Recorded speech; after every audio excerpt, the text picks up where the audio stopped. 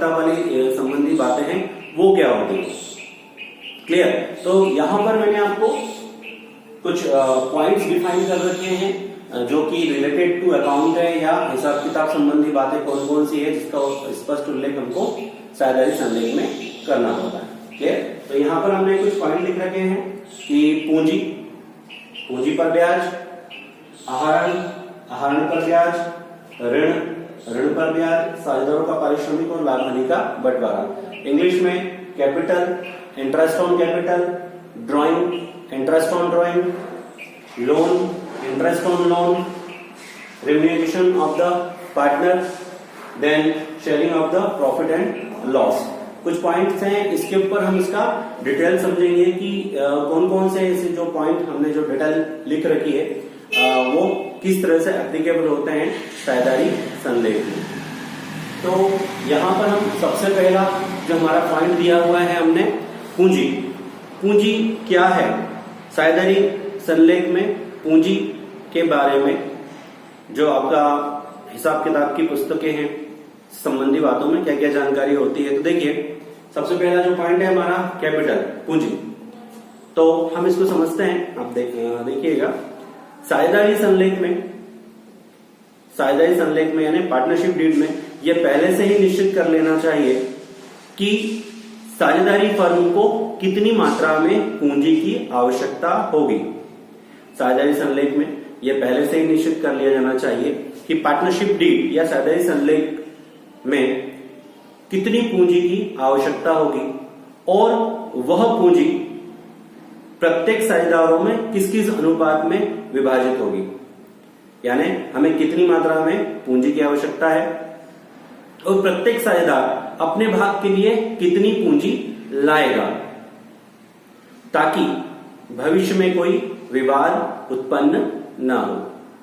साझेदारी संलेख में यह पहले से ही निश्चित कर लिया जाना चाहिए कि फर्म को कितनी मात्रा में पूंजी की आवश्यकता है और प्रत्येक साझेदार अपने भाग के लिए फर्म में कितनी पूंजी लाएगा ताकि भविष्य में किसी भी प्रकार का कोई विवाद उत्पन्न नहीं हो।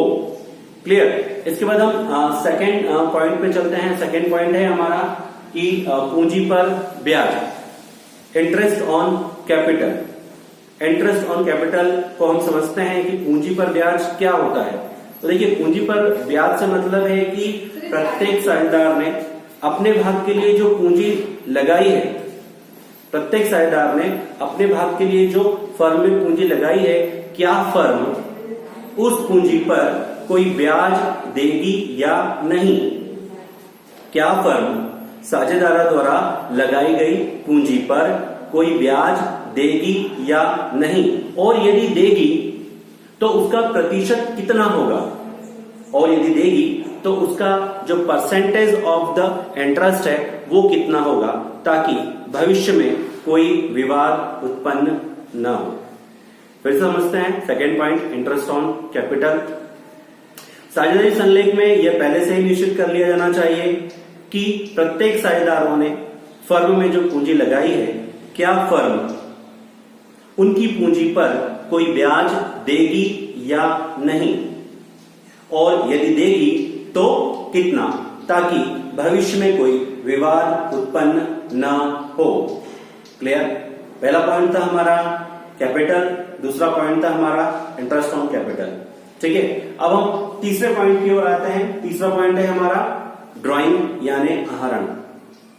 ड्राइंग का मतलब आप सभी समझते हैं, जब भी पार्टनर अपने निजी घरेलू प्रयोग के लिए, पर्सनल यूज के लिए फर्म की संपत्तियों या कैश में से कोई पैसा या संपत्ति निकालता है, फर्म के लाभ में से कोई चीजें निकालता है, तो पर्सनल यूज के लिए उसके हम क्या बोलते हैं, ड्राइंग बोलते हैं। और हमारा पॉइंट है आहरण। साझेदारी संलेख में यह पहले से ही निश्चित कर लिया जाना चाहिए कि प्रत्येक साझेदार अपने निजी और घरेलू प्रयोग के लिए क्या फर्म की संपत्तियों या नकदी में से कोई राशि या संपत्ति निकाल सकता है या नहीं, और यदि निकाल सकता है तो कितना, उसकी लिमिटेशन क्या है, उसकी सीमा क्या है, ताकि भविष्य में कोई विवाद उत्पन्न न हो। फिर से देखते हैं आहरण। साझेदारी संलेख में यह पहले से ही निश्चित कर लेना चाहिए कि प्रत्येक साझेदार फर्म की संपत्ति या फर्म के लाभ में से अपने घरेलू और निजी प्रयोग के लिए कोई माल या वस्तु निकाल सकता है या नहीं, और यदि निकाल सकता है तो कितना, ताकि भविष्य में कोई विवाद उत्पन्न न हो।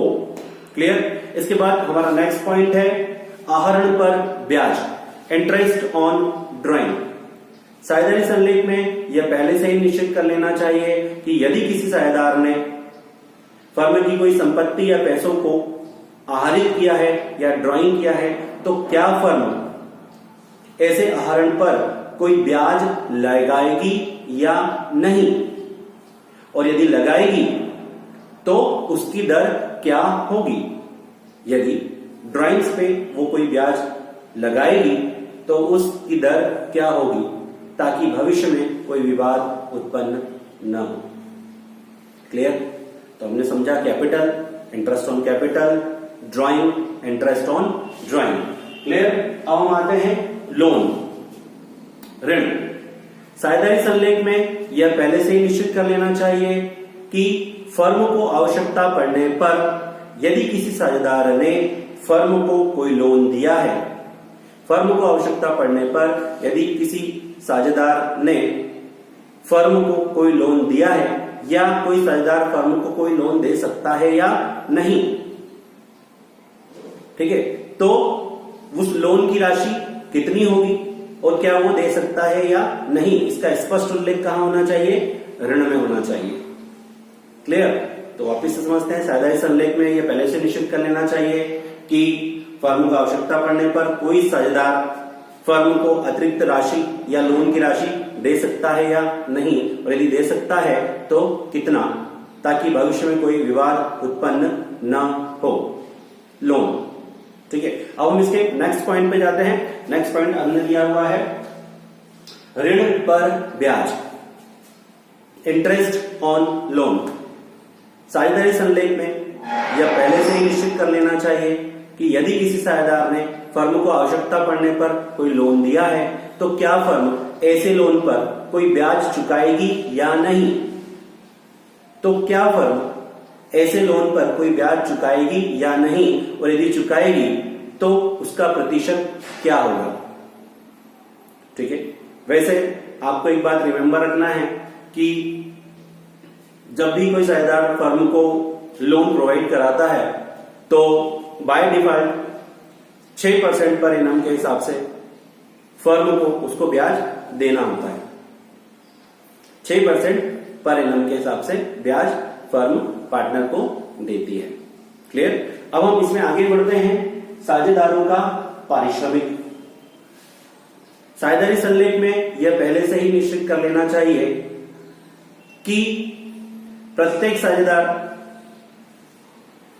यदि फर्म में कोई ओवरटाइम करता है या फर्म में कोई अतिरिक्त कार्य करता है तो क्या फर्म उसे कोई बोनस, कोई सैलरी या कोई पारिश्रमिक देगी या नहीं, और यदि देगी तो कितना। साझेदारों का पारिश्रमिक। साझेदारी संलेख में यह पहले से निश्चित कर लेना चाहिए कि यदि कोई साझेदार कोई अतिरिक्त कार्य करता है तो उस अतिरिक्त कार्य के बदले फर्म उसको कोई सैलरी, कोई बोनस, कोई कमीशन, कोई सैलरी, कोई बोनस, कोई कमीशन देगी या नहीं, और यदि देगी तो कितना, ताकि भविष्य में कोई विवाद उत्पन्न न हो। क्लियर। अब हम इसके लास्ट पॉइंट पे चलते हैं, लाभ हानि का बंटवारा, sharing of profit and loss. जो भी प्रॉफिट एंड लॉस होता है फर्म को, उसका बंटवारा। साझेदारी संलेख में यह पहले से ही निश्चित कर लिया जाना चाहिए कि फर्म को जो लाभ हुआ है या फर्म को जो हानि हुई है उसका बंटवारा कैसे किया जाएगा। क्या बराबर बराबर अनुपात में किया जाएगा, इक्वली डिस्ट्रीब्यूशंस, क्या उनके दिए गए अनुपात में किया जाएगा, जो रेशो दिया हुआ है हमको सवाल में उस अनुपात में किया जाएगा, या पूंजी के अनुपात में किया जाएगा, कैपिटल रेशो में किया जाएगा, ताकि भविष्य में साझेदारों के मध्य कोई भी विवाद उत्पन्न न हो। क्लियर? तो आई होप आपको ये सारे पॉइंट समझ में आए होंगे। हम एक क्विक रिवीजन करते हैं जिसमें हम दोबारा से इन पॉइंटों को समझते हैं। सबसे पहला दिया हुआ है हमारा पूंजी। साझेदारी संलेख में यह पहले से ही निश्चित कर लेना चाहिए कि फर्म को कितनी मात्रा में पूंजी की आवश्यकता होगी और प्रत्येक साझेदार अपने भाग के लिए कितनी पूंजी लाएगा ताकि भविष्य में कोई विवाद उत्पन्न न हो। पूंजी पर ब्याज। प्रत्येक साझेदार ने फर्म में अपने हिस्से के लिए जो पूंजी लगाई है, क्या फर्म उस पूंजी पर कोई ब्याज देगी या नहीं, और यदि देगी तो कितना, ताकि भविष्य में कोई विवाद उत्पन्न न हो। आहरण ड्राइंग। साझेदारी संलेख में यह पहले से निश्चित कर लेना चाहिए कि प्रत्येक साझेदार अपने निजी या घरेलू प्रयोग के लिए फर्म की संपत्तियों का उपयोग कर सकता है या नहीं, यदि कर सकता है तो कितना, ताकि भविष्य में कोई विवाद उत्पन्न न हो। आहरण पर ब्याज। साझेदारी संलेख में यह पहले से ही निश्चित कर लेना चाहिए कि यदि किसी साझेदार ने फर्म की कोई व्यक्तिगत संपत्ति या पैसे को निकाला है तो क्या ऐसे आहरणों पर फर्म साझेदार से कोई ब्याज वसूल करेगी या नहीं, और यदि करेगी तो कितना, ताकि भविष्य में कोई विवाद उत्पन्न न हो। इससे हम आगे बढ़ते हैं। ऋण। साझेदारी संलेख में यह पहले से ही निश्चित कर लेना चाहिए कि फर्म को आवश्यकता पड़ने पर कोई साझेदार फर्म को लोन दे सकता है या नहीं, और यदि दे सकता है तो कितना, ताकि भविष्य में कोई विवाद उत्पन्न न हो। नेक्स्ट आगे, ऋण पर ब्याज। यदि किसी साझेदार ने फर्म को आवश्यकता पड़ने पर कोई ब्याज, कोई लोन दिया है, कोई ऋण दिया है, तो क्या फर्म ऐसे लोन पर कोई ब्याज चुकाएगी या नहीं, और यदि चुकाएगी तो उसकी दर क्या होगी। जैसे मैंने आपको बताया, बाय डिफॉल्ट 6% पर एनम ब्याज चुकाना पड़ता है फर्म को अपने पार्टनर को। क्लियर? इसके बाद लास्ट है आपका साझेदारों का पारिश्रमिक।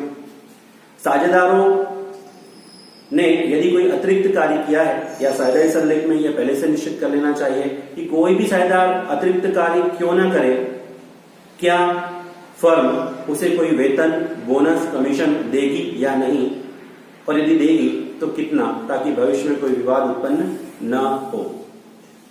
लास्ट पॉइंट है आपका लाभ हानि का बंटवारा। साझेदारी संलेख में यह पहले से ही निश्चित कर लेना चाहिए कि फर्म को जो लाभ हुआ है उसे साझेदार किस अनुपात में बांटेंगे।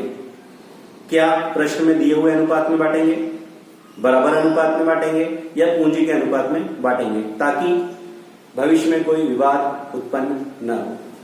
तो देखिए, इस वीडियो में हमने साझेदारी संलेख की हिसाब किताब संबंधी बातों को समझा। उम्मीद है आपको यह हिसाब किताब की बातें समझ में आई होगी, और आप अपने मन से भी इन पॉइंट्स के आधार पर कोई भी 5 अच्छे पॉइंट लिखकर आप उसका डिटेल एग्जाम्स में कर सकते हैं। तो इसके आगे का वीडियो मैं आपको नेक्स्ट पार्ट में देता हूं, जिसमें हम दूसरा महत्वपूर्ण, अत्यंत महत्वपूर्ण प्रश्न के बारे में समझेंगे, है ना। तो आज के वीडियो में इतना ही, नेक्स्ट वीडियो में बताता हूं। Thank you.